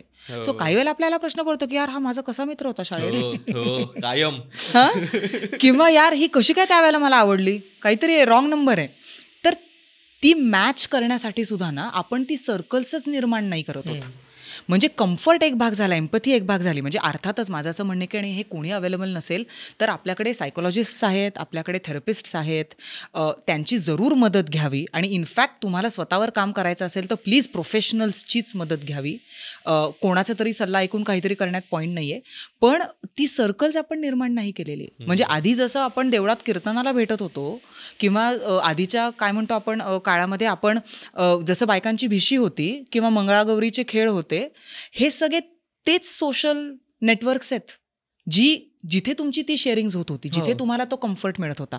तो पुरुषांना त्याही काळात खूप कमी होता, आणि आता तो अजून कमी झालेला आहे. मला ह्याच वरती विचारायचं होतं की हा जो मुद्दा आहे ना, रिकव्हरी, आपण पॉज घ्यायलाच विसरलोय का? कारण सतत ना, म्हणजे ऑफिसेसमध्ये पण असं होतं की जे फॅमिलीवाले लोक आहेत ना, त्यांना पटकिनी आवरून काहीतरी संपून घरी जायचं असतं, फॅमिली असते. आणि बऱ्याचदा एस्पेशली मेट्रो सिटीजमध्ये जे बाहेरून आलेले लोक आहेत किंवा जे अजून सिंगल आहेत, त्या लोकांकडे तो वेळ असतो थोडासा जास्त एक्स्ट्राचा. सो ते करतात, ते म्हणतात मी काम नाही करून दुसरं काय करू, म्हणून मी काम करतो. आणि मग त्याच्यामुळे ह्या लोकांवरती सतत प्रेशर असतं की दे कॅनॉट टेक अ पॉजच घेऊ शकत नाहीत, आणि मग त्याच्यामुळे रिकव्हरीच होत नाहीच होत. अगदी बरोबर आहे, अगदी बरोबर आहे. कारण रिकव्हरी म्हणजे आपल्याला काय वाटतं, हॉस्पिटलमधनं डिस्चार्ज मिळाला, पोस्ट ऑपरेटिव्ह रिकव्हरी ना. जसं आपण काय म्हणतो फिजिकल हेल्थच्या रिकव्हरीचा इतका विचार करतो, तसं इमोशनल रिकव्हरीचा आपण विचारच करत नाही. कारण आपण गृहीतच धरलेलं आहे की हा वाटेल बरं नंतर, किंवा टाईम विल हील थिंग्स, किंवा लेट मी शव थिंग्स अंडर द कार्पेट, कारण आत्ता नको आहे ना, अनफिनिश्ड बिझनेसेस तसेच ठेवायचे, कारण डील कसं करायचं माहीत नाही आहे. तर पॉज घेणं हे अतिशय महत्त्वाचं आहे. आणि तो पॉज असा, जसं मी मगाशी म्हणलं की 8 दिवस हिमालयात जाऊन डिजिटल डिटॉक्स, ही एक प्रकारची रिकव्हरी आहे जी गरजेची पण आहे. एखादा ट्रेकर असेल, नवीन माणसं भेटतात, आणि खरोखर तुम्ही डिव्हायसेसपासून लांब असल्यामुळे तुम्हाला काय आयुष्यात आपल्या महत्त्वाचं आहे ते खरोखर कळतं परत. कारण डिव्हायसेस नसतील तर मग काय तुम्ही करता. तर ते महत्त्वाचं आहे. पण मला असं वाटतं की डेली रिकव्हरी पिरियड्स पाहिजेत. डेली रिकव्हरी पिरियड, जसं आपण न्यूट्रिशनिस्ट बघतो, लाईफस्टाईल मॅनेजर्स बघतो, डॉक्टर्स बघतो, स्लीपवरती स्टडीज इतके सगळे आहेत, त्याच्यामधले आपण म्हणतो की आपण 8 तासाची झोप म्हणतो, त्यातसुद्धा आपण म्हणतो की प्रत्येकाची झोप वेरी होते. तर ती आपण रिकव्हरी समजतो. पण डेली क्लिन्झिंग, इमोशनल क्लिन्झिंग आपण काहीच करत नाही. म्हणजे ज्याला जर्नलिंग सारखी गोष्ट आम्ही थेरपीमध्ये किंवा आमच्या अभ्यासामध्ये त्याचा खूप महत्त्वाचा भाग समजतो. स्पेशली पेशंटच्या दृष्टीने आपल्याला समजतं की काय थॉट प्रोसेस होती आणि काय पद्धतीचं होतं. तसं जर्नलिंग तुम्ही अगदी लिहून काढाल असं नाही, पण तुमच्या मनामध्ये तरी त्याचं अकाउंटिंग पाहिजे. तर ते मग तुमच्या लक्षात येईल की तुम्ही कुठे पॉज घेतला पाहिजे आणि त्या पॉजचा तुम्हाला फरक पडेल. म्हणजे मला असं वाटतं की दिवसभरामध्ये तुम्हाला जे आवडतं ते काम आणि कुटुंब सोडून त्याच्यासाठी 30 मिनिट फक्त तुम्ही वेळ दिला पाहिजे. ते काही असेल, व्यायाम असेल, ज्यांचा देवावर विश्वास आहे त्यांनी पोथी वाचणं असेल, किंवा ज्यांना गार्डनिंग आवडतं त्यांनी ते करणं असेल, पण डिव्हाइस फ्री, उपकरणांच्या सानिध्यामध्ये नसणं आणि 30 मिनिट तुम्ही काहीतरी करणं जे तुम्ही तुमच्या हाताने क्रिएट करताय, जे तुम्ही लोकांशी बोलताय. तुम्हाला स्वयंपाक आवडत असेल तर तुम्ही स्वयंपाक करताय, तुम्हाला नाईट्स काय आवडत असेल तर तुम्ही फोटोग्राफी करताय. तर ते करण्याची गरज आहे, कारण तो पॉज, कारण कसं आहे, पुन्हा मला दिला पॉज अर्ध्या तासाचा, पण मी जर काही त्याच्यात ठरवलं नसेल तर मग मी काढणार लॅपटॉप, कारण जाऊ दे, मग मी काय करू, रील्स बघणार. कारण मला तो रिकव्हरी एक्सपिरियन्स सुद्धा जो आहे, इमोशनल रिकव्हरी एक्सपिरियन्स, त्याचं सुद्धा आपल्याला प्लॅनिंग लागतं. आपण प्लॅनिंग कामाचं खूप करतो, गोल्स करतो, आपल्याला गुगल कॅलेंडर्स आहेत, वेगवेगळ्या गोष्टी आहेत, पण आपण आपल्या फावल्या वेळाचा काहीही विचार करत नाही आणि त्याचं काही प्लॅनिंग करत नाही. आणि हे मला सुद्धा ही कन्सेप्ट नवीन होती, कारण मी जेव्हा जर्मनीत होते तेव्हा जर्मन्स तर म्हणजे भयंकरच असे स्ट्रिक्ट आणि त्यांचं सगळंच खूपच ठरलेलं असतं, तर ते फ्री टाईमसुद्धा प्लॅन करतात. आणि मला सुरुवातीला ते काही फार आवडलं नाही. म्हटलं काय ह्यांचं काय स्पॉन्टॅनिटी नाही का, काय इम्पल्सिव्ह गोष्टी नाहीत का. आणि नंतर तुमच्या लक्षात येतं तिथलं सगळं लाईफस्टाईल बघितल्यानंतर की असतो तो वेळ कमी. म्हणजे वीकेंड जरी म्हणलं तुमच्याकडे मुलं आहेत आणि त्यांच्याकडे पेट्स आहेत, तर तुमच्या स्वतःसाठी सुद्धा पुन्हा तुम्हाला 2 किंवा 3च तास मिळतात फक्त स्वतःसाठी. मग ते 3 तास तुम्ही तो पॉज काय पद्धतीने चांगला वापर त्याचा करू शकता ह्याचा आपण विचार. आणि हे आपल्याकडे विषयच नाही आहे हा, कारण आपल्याकडे सगळा वेळ मुलांचा सुद्धा आत्ताचा हा स्ट्रक्चर्ड प्ले टाईम आहे. खेळू देत, जरा मातीत जाऊ देत, जरा बोर होऊ देत, पण आपल्याला इतकी जबाबदारी वाटते ना सतत एंगेज दुसऱ्यांना ठेवण्याची, कारण मोकळ्या वेळाचं काय करायचं आपल्याला माहितीच नाही आहे. कारण मोकळ्या वेळामध्ये जर डिव्हायसेस नसतील तर आपला श्वास थांबल्यासारखं फिलिंग आपल्याला येतं. लाईट गेले, इंटरनेट नाही, मग काय जगायचा अर्थ काय, तर काय करणार.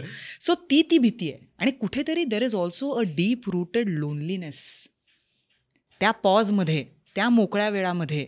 मी काय करू, मला मग त्यावेळेला निगेटिव्ह थॉट्स येतात, मी काय करू मला कळत नाही, मग उगीच काहीतरी करण्यापेक्षा जाऊ देत, ॲटलिस्ट माझं डोकं तरी एंगेज राहत आहे त्या फोनमध्ये, लॅपटॉपमध्ये किंवा अजून वेगळ्या कुठल्या तरी डिव्हायसेसमध्ये.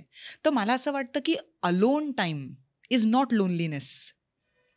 हा फरक मला असं वाटतं की आपल्याला समजला पाहिजे, आणि तो माझ्या बाबतीत काय लोनली आहे माझ्यासाठी आणि काय अलोन टाईम आहे हे समजलं पाहिजे. सो सगळी सुरुवात ही आत्मनिरीक्षण आणि आत्मपरीक्षणानेच होती आहे की माझ्यासाठी काय आहे, मी ह्याच्यामध्ये काय फरक करू शकते, फरक काय पाडू शकते. मला ही रिकव्हरीवाली कॉन्सेप्ट ना इतकी आवडती, एक तर नवीन आहे. कारण ना बऱ्याचदा होतं काय माहिती आहे का, आपण ठरवतो की मला आता मी 2 दिवस सुट्टी घेणार आहे आणि मी काहीही करणार नाहीये, त्यातला अर्धा वेळ लोळत घालण्यात जातो आणि त्यातला अर्धा वेळ मला अशा गोष्टी करायच्या असतात की ज्यांना मला समोरच्याला दाखवता येईल की मी माझा वेळ एन्जॉय केला. म्हणजे मग मला कुठल्या तरी चांगल्या कॅफेत जायचं आहे आणि मग तिथला जेवणाचा फोटो काढायचा आहे, जे कदाचित घाणेरडं आहे, ज्यात कदाचित खूप पैसे गेलेत म्हणून माझी चिडचिड झालेली आहे, पण मला ना सोशल मीडियावरती टाकायचे की कसा मी आज बाहेर गेलो आणि माझा रिकव्हरी मोड सुरू झालेला आहे आणि इट इज फॉर यू की मी रिकव्हर होतो आहे. याचं करायचं काय ना मला ऍक्च्युलीच माहित नसतं. आणि हे बऱ्याचदा होतं ना, आपण सुट्टीवरती जातो 4 दिवस आणि परत आल्यानंतर थकायला होतो. म्हणजे सुट्टीवर मी गेलोय, मी एन्जॉय करायला गेलोय, रिलॅक्स व्हायला गेलोय, परत येताना मी थकवा घेऊन आलोय आणि परत येतानाचे अख्खा दिवस मी याद घालवलाय की अरे बापरे, माझा पूर्ण वेळ थकण्यात गेलाय, आता मी फिरून फिरून माझे हातपाय दुखतायत, परत जाऊन मला उद्यापासून जॉईन करायचंय, मला सुट्टीवरनं आल्यानंतर 1 दिवसाची सुट्टी हवी आहे. तर हे खूप होतं आणि हा ट्रेंड आहे, कारण आपल्याला सगळं उपभोगायचंय सारखं, आपल्याला सारखं सगळ्याचे हिशोब करायचे, माझा हा इनपुट आहे तर माझा काय आउटपुट आहे. आणि जेव्हा मी असं म्हणलं की रिकव्हरी प्लॅन करा, ते कसल्या आउटकम किंवा आउटपुटसाठी नाही, तो वेळ तुम्हाला काहीतरी सत्कारणी लावायचा आहे म्हणून. कारण तुम्ही पुन्हा जर ते तुमचं प्लॅन केलं नसेल ना, तर तुम्ही जसं तू म्हणलास तसं की मी लोळणार आहे किंवा मी काहीतरी खूपच ज्याचा उपयोग नाही आहे अशा गोष्टी करणार आहे. तर हे अतिशय महत्त्वाचं आहे की तुम्ही ते त्या पद्धतीने प्लॅन कराल. आणि या टेंडन्सीचा सुद्धा काळजीचा भाग हाच आहे की तुम्ही एक तर मटेरियलिस्टिक गोष्टींमध्येच अडकलेला आहे ना. कधी आपण शांतपणे, काय म्हणतो आपण, आज पौर्णिमा आहे आणि मग त्याला पुन्हा आपण प्रोग्राम करणार की ते मसाला दूध वगैरे आपल्याला ते सगळं इलॅबोरेट लागतं. असं पटकन गच्चीवर गेलो, छान एक 10 मिनिट थांबलो, वाऱ्याचा छान अनुभव घेतला, असं आपण करतच नाही. कारण आपण आपल्याला इंस्टाग्रामेबल लाईफ जगतो का? आपण ऍब्सोल्युटली इंस्टाग्रामेबल लाईफ जगतोय. आणि ते आता जर आपली चर्चा ऐकून कोणी ठरवलं की वर्क लाईफ बॅलन्स आता मी करतो, तर तेही इंस्टाग्रामवर येईल आणि मग ते पुन्हा व्हायरल होईल आणि मग लोक म्हणतील की अरे हे असं असं रिकव्हरी. तर आपल्याला सगळं सारखं साजरं करायचंय, साधं आपल्याला नाहीच जगायचंय. आणि साधं जगणं म्हणजे तुम्ही दरवेळेला तुमच्या गरजा कमी असतील वगैरे असं काही नाही. तुम्ही तुमच्या पद्धतीने जगा, पण सगळ्याला सारखं सेलिब्रेट का करायचंय? शांत मोमेंट्स किंवा शांतता ही नाहीच आहे. आणि स्वतःशी शांतपणे बसणं म्हणजे, म्हणून जे लोक योग करतात, जे लोक आपण काय म्हणतो मेडिटेशन करतात, त्यांना ते अचीव्ह होतं. कारण ते शांत बसायला शिकतात पहिले. आपण शांत नाही बसत. आपल्याला सतत, ज्याला आपण काय म्हणतो की चुडचुड चुडचुड चुडचुड सतत. हां, मगाशी तू बोलताना खूप इंटरेस्टिंग म्हणालीस, उपकरण विरहित. तसं आपण सोशल मीडिया विरहित पण ऍक्टिव्हिटी शोधली, म्हणजे उपकरण विरहित ऍक्टिव्हिटी करायची आणि परत ती सोशल मीडियावरती टाकायची. ते किती अवघड आहे रे हे. म्हणजे मी काहीतरी करायचं आणि ते मी शेअर नाही करायचं, असं कसं? कारण पहिलं म्हणजे आपण फॅमिली ग्रुपमध्ये टाकतो किंवा पहिलं आपण त्या ग्रुपमध्ये टाकतो, कारण मग परत भेटल्यानंतर आपल्याला ती चर्चा करायची असते की तुझं काय माझं काय. तर खरोखरच मला असं वाटतं की सोशल मीडिया विरहित अशी आपल्याला काहीतरी ॲक्टिव्हिटी शोधली पाहिजे, किंवा असं कंपल्शन करायचं की कोणीही काहीही टाकायचं नाही सोशल मीडियावरती आणि आपण भेटून बोलू त्याच्यावरती. असं काहीतरी करायला पाहिजे. मला एक आपण आता वर्क लाईफ बॅलन्स बद्दल बोलतोय आणि आपण जर जेन्झिन्स बद्दल नाही बोललो तर तो खूप अपमान होईल. मला मगाशी म्हणलं तसं मला दोन टोकं दिसतात. एका ठिकाणी जेन्झीचं मला खूप कौतुक वाटतं की ते म्हणतात की मी 6 नंतर नाही मेलला रिप्लाय करणार, sorry I am feeling low, I am not available, ह्या पद्धतीचे 2 वाक्यांचे मेल पण येतात. आणि त्याच वेळेला काही मिलेनियल्स असं दिसतात की ते 24 तास काम करत असतात. त्यांना घरी जायचं नसतं, त्यांना मित्रमैत्रिणींना भेटायचं नसतं. त्यांचं असं की मी क्या करू फिर, नाही तो काम ही आहे, बोर होत आहे फिर. ह्याचा बॅलन्स कसा साधायचा? कारण का ह्या दोन्ही वर्क कलिग्स सोबत मला काम करावं लागतं प्रत्येकाला, म्हणजे मला आय एम रिप्रेझेंट एव्हरीवन. अगदी बरोबर, अगदी बरोबर. सो परत एकदा मुद्दा तोच आहे ना की माझ्या आसपास जे घडतंय ते सोशल नॉर्म्स आपण समजायचे का? मी माझी वाट काहीतरी प्रमाणामध्ये माझी वाट मी ठरवणार आहे. कारण परत एकदा जेन्झी सारखं तर आपल्याला जमू शकत नाही, कारण आपल्याला वळणच नाही आहे त्या पद्धतीचं ना. आपल्याला नाही म्हणायला आपण कधी शिकलोच नाही आहे, तर आपण कसं नाही म्हणणार मग?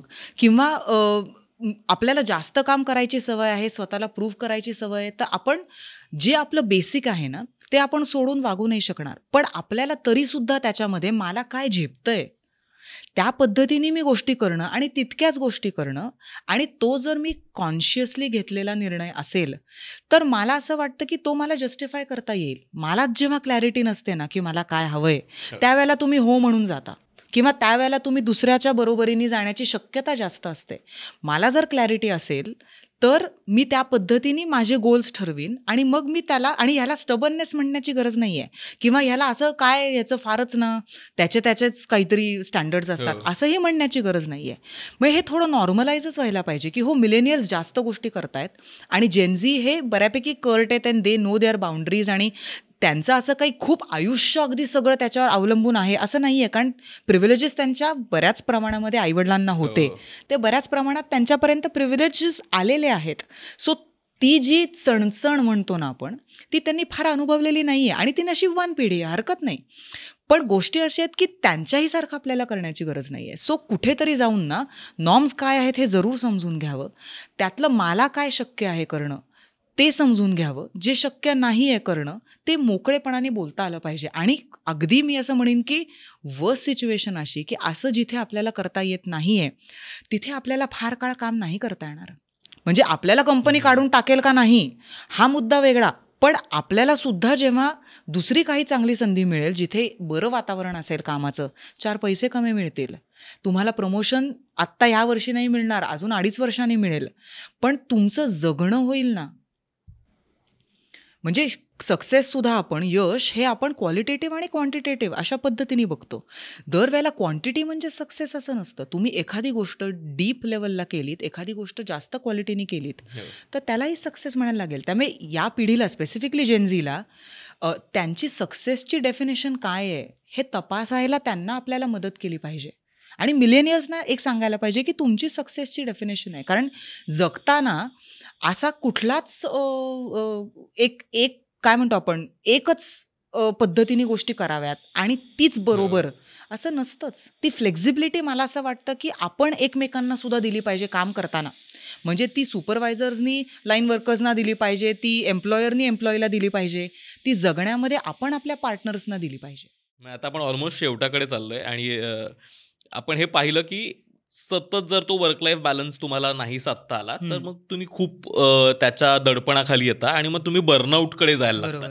आणि बर्नआउट झालं की मग आपल्याला काहीच राहत नाही. मग काही दिवस सुट्टी घ्या, आराम करा आणि मग त्यातनं मग रिकवर होण्यासाठीचा वेळ घ्या.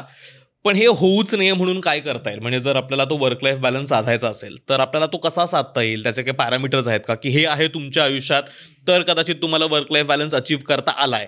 आणि जर तो करायचा असेल तर त्याचा काहीतरी एक स्ट्रक्चर्ड अप्रोच असू शकतो का? बरोबर.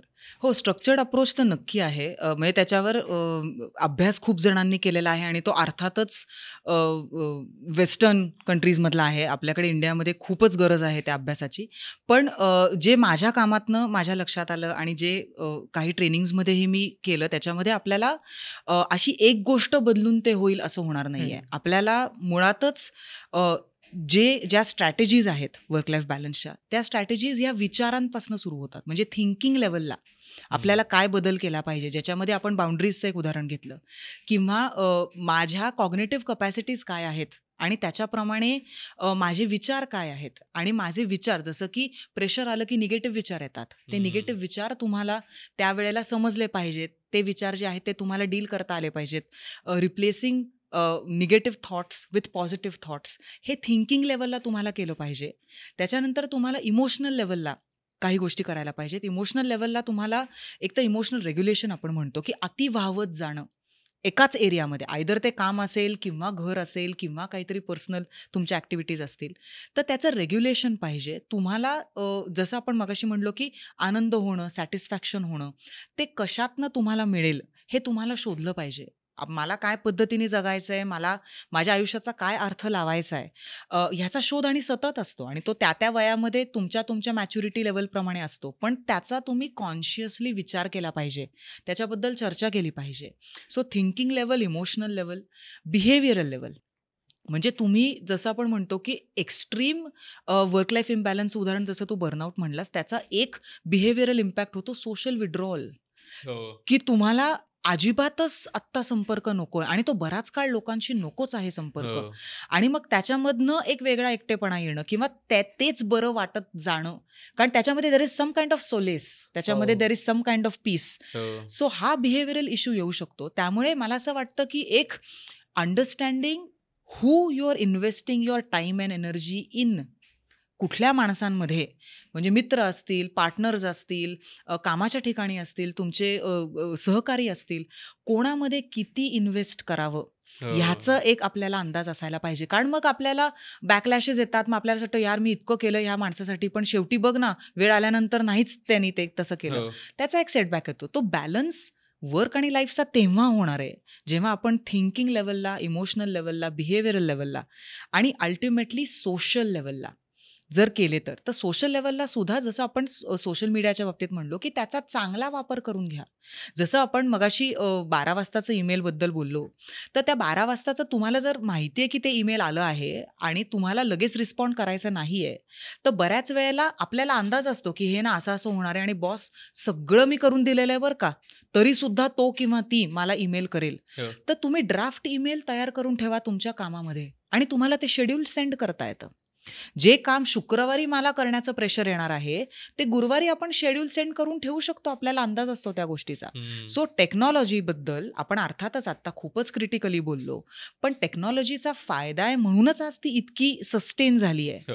तर त्याचा चांगल्या पद्धतीने आपल्याला कसा वापर करता येईल. सो त्याच्यामध्ये सोशल मीडिया येतं आणि त्याच्यामध्ये अर्थातच तुमचे सोशल कॉन्टॅक्ट्स. जर तुम्ही जसं मी म्हणलं की लोकांना भेटून लोकांच्या बरोबरीने गोष्टी करणं, ज्या डिव्हाइस फ्री आहेत, पॉटरी आहे, खेळणं आहे, नेचर वॉक आहे, बर्डिंग आहे, गाणी ऐकणं आहे, किंवा आपण असं म्हणू की काही नाही तर जस्ट स्ट्रोलिंग, तुम्ही छान बागेमध्ये जाऊन चालणं, या सगळ्या गोष्टी आपण विसरलेलो आहे. तर सोशलायझेशनचं सुद्धा आपल्याला थोडंसं परत एकदा कन्व्हेन्शनली आणि ट्रेडिशनली विचार केला पाहिजे. सो स्ट्रॅटेजीज तुम्ही जर ह्या 5 लेवलला जर ॲनालिसिस करून बघितलं, ज्याला आपण वर्क लाईफ बॅलन्स ऑडिट म्हणू, एक विशिष्ट पद्धतीचं, तसं पर्सनल ऑडिट जर तुम्ही केलं तर तुम्हाला लक्षात येईल. कारण पुन्हा मी आत्ता 20 स्ट्रॅटेजीज जरी सांगितल्या ना, तरी प्रेक्षक सुद्धा असं म्हणू शकतात की हो, ह्यातल्या तुमच्या काय 18 तर माझ्या उपयोगाच्याच नाही आहेत. तर त्या स्ट्रॅटेजीज असं त्याचं एक फिक्स्ड फ्रेमवर्क करण्यापेक्षा, अर्थातच ते फिक्स्ड फ्रेमवर्क हे पुन्हा कल्चरप्रमाणे बदलणार आहे, ते कामाचं स्वरूप काय आहे त्याच्याप्रमाणे बदलणार आहे. आणि पुन्हा एकदा ते मी किती इम्प्लिमेंट करू शकतो, जसं मगाशी तू म्हणलास तसं की लोकांना करायचं आहे बॅलन्स, पण कसा करू कळत नाही आहे. तर त्याच्यासाठी एकतर मदत घ्या. आणि कंपन्यांना मी हे नक्कीच सांगू इच्छिते की तुमच्या ट्रेनिंग अँड डेव्हलपमेंट डिपार्टमेंटमध्ये जी ट्रेनिंग्स टॉप प्रायोरिटीला आहेत, म्हणजे leadership, communication skills, team building, negotiation skills, conflict management, हे सगळे टॉप जे आहेत विषय, त्याच्यामध्ये वर्क लाईफ बॅलन्स करा. कारण तुम्ही जर वर्क लाईफ बॅलन्स तुमचा नसेल किंवा तुम्हाला त्याच्यामधलं संतुलन जमत नसेल तर तुमचे कॉन्फ्लिक्ट्स वाढणार आहेत आणि तुम्हाला जास्त निगोशिएट करावं लागणार आहे आणि तुमच्या प्रोडक्टिव्हिटीवरती येणार आहे. So happy employees will make the companies successful. ह्या विचाराकडे आपल्याला गेलं पाहिजे. म्हणजे जसं मी मगाशी म्हटलं की माझा वर्क लाईफ बॅलन्स हा माझ्या मुलावरती आणि माझ्या नवऱ्यावरती अवलंबून आहे, तसं एम्प्लॉईजचा वर्क लाईफ बॅलन्स हा त्यांच्या एम्प्लॉयरवरती अवलंबून आहे. आणि employer we have to stop looking critically at work life balance. In fact आपल्याला त्या गोष्टीला we have to embrace it. ती गोष्ट ही नॉर्मल कशी होईल. आणि लीडर्स जे आहेत, सुपरवायझर्स जे आहेत, ते पण व्यक्तीच आहेत ना. अरे त्यांच्या पण वर्क लाईफ बॅलन्सचा इश्यू आहे. सो मला नाही ना बॅलन्स करतायत, मी तुझा पण कसा होईल बघतो, हा प्रकार नसायला पाहिजे. सासबी कभी बहुतीच चाललंय. हो, सासबी कभी बहुतीच आहे, ऍब्सोल्युटली. सो मला ज्या गोष्टींमधनं जावं लागलं त्या गोष्टी तुमच्यासाठी सुद्धा तशाच पद्धतीने गेल्या पाहिजेत. सो काही जसं मी म्हटलं की ह्या 5 लेवल्सवरती आपल्याला विचार करता आला पाहिजे आणि आपल्या स्ट्रॅटेजीज आपण शोधल्या पाहिजेत. अर्थात त्याला ट्रेनिंग्ज आहेत, त्याला तुम्ही काय म्हणता काउन्सिलिंग करू शकता. सो बऱ्याचशा गोष्टी ह्या ज्या आपण काउन्सिलिंग रिलेटेड सुद्धा बघतो, त्या जास्त करून कामाचा ताण आहे आणि त्यामुळे रिलेशनशिपमध्ये इश्यू होतोय. तर वर्क लाईफ बॅलन्सकडे आपल्याला पॉझिटिव्हली बघायला पाहिजे. आणि पॉझिटिव्हली बघण्यासाठीची सर्वात महत्त्वाची थिअरी, त्याला आपण म्हणतो वर्क लाईफ एनरिचमेंट थिअरी, ज्याच्यामध्ये असं आपण म्हणतो की काम आणि तुमचं वैयक्तिक आयुष्य या दोन्ही गोष्टी एकमेकांना बेनिफिट करतात. कॉन्फ्लिक्टमध्ये आपण असं म्हणतो की चढाओढ आहे, ओके, मी म्हणून ते सॅक्रिफाईस आला आणि म्हणून एक गोष्ट I am doing at the cost of the other. पण एनरिचमेंटमध्ये जर आपण त्या गोष्टीकडे असं बघायला शिकलो की कामाच्या ठिकाणच्या काय चांगल्या गोष्टी आहेत ज्या मी माझ्या घरामध्ये आणू शकतो आणि घरामधल्या काय गोष्टी आहेत ज्या मला कामाच्या ठिकाणी चांगल्या पद्धतीने वापरता येतील. म्हणजे तो मूड असू शकतो, तो तुमचं नॉलेज स्किल्स असू शकतात, त्या तुमच्या कॉम्पिटन्सीज असू शकतात. तर ह्या गोष्टीकडे मुळातच पॉझिटिव्हली बघण्याची गरज आहे, कंपन्यांनी बघायची गरज आहे आणि नंतर मग आपण समाजाकडे जाऊ, कारण तो अजूनच कॉम्प्लेक्स विषय. पण मला हा अप्रोच खूपच इंटरेस्टिंग वाटला, कारण ना आपण कायम एका चष्म्यातनंच त्या वर्क लाईफ बॅलन्सकडे बघतो आणि प्रत्येक जण ना एकच ठरलेली फुटपट्टी घेऊन ते मोजायला जातो. प्रत्येकाचा वर्क लाईफ बॅलन्स त्यांचा असू शकतो आणि त्यांच्या कामानुसार बदलू शकतो. आणि मला वाटतं हे खूपच इंटरेस्टिंग इन्साइट या आजच्या संवादातनं मिळालं. खूप खूप थँक्यू शलाका, तू आलीस आणि खूप मजा आली आज खरं तर हा पॉडकास्ट करून. माझ्यासाठी सगळ्यात आवडलेली गोष्ट आहे नाही म्हणायला शिका. आपण लवकरच शलाका सोबत आता नाही कसं म्हणायचं याचा एक वर्कशॉप करणार. अगदी आवडेल. तर तुम्हाला आजचा एपिसोड कसा वाटला नक्की कळवा. तुमच्या ऑफिसच्या ग्रुपवर पाठवायला विसरू नका. म्हणजे तुम्ही पाठवाल ही अपेक्षा आहेच आणि ते तुम्ही कराल. खूप खूप आभार तुमचे आणि भेटत राहूयात. यस, धन्यवाद.